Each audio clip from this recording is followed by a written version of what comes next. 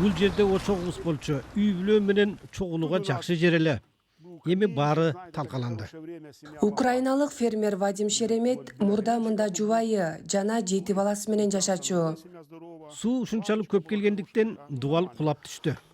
Июнь айынын башында Каховкадан басы кыйрап, суу ташкындаганда 10 миңдеген турак жайларды, анын ичинде Вадимдин да үйүн суу жууп кеткен.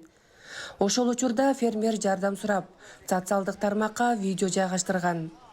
Орусия кол салганга чейин Вадим Украинанын негизги экспорттук товарлары саналган буудай, арпа жана күн карама өстүрчү. Фермер катары иштей албай калсаң оор болот экен. Былтыр күздө 250 гектар буудайыбыз бышып калган болчу. Орустар баарын өрттөп салышты. Ал биринчи сокку болду.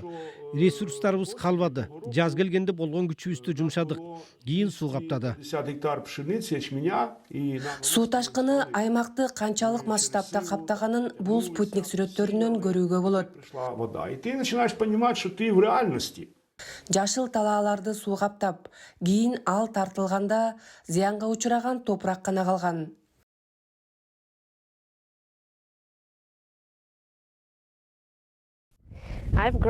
Мен Украинанын түздүгүндө чоңоюп, мындай топуракты эч качан көргөн эмесмин.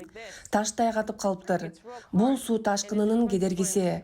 Бирок суу ташкынынан кийин эмне болот деген негизги суроо турат. Фермерлер жерди кайра айдай баштаганын айтышты. Что я скажу, что я буду Эмне кылайын, ыйлайынбы? Өзүмчө ыйласам болот. Бирок аны менен эмнеге жетишем? Алдыга карай жыла бериш керек. Баары жакшы болот.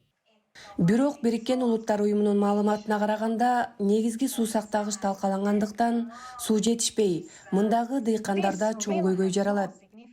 Кайрадан ирригация жаңыланып, кайра куруу иштери жүрбөсө, ал жакынкы жылдары олуттуу маселелерди жаратат. That will allow to renew the irrigation again.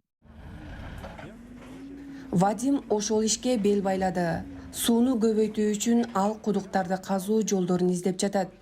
Бирок курулуш иштери жүрүп жаткан учурда Вадимдин 20 жаштагы уулу Иван жарылуудан каза болгон. Орусия оккупациялап, салгылашуу жүрүп жаткандыктан Украина дүйнөдөгү эң миналанган өлкө болуп калды.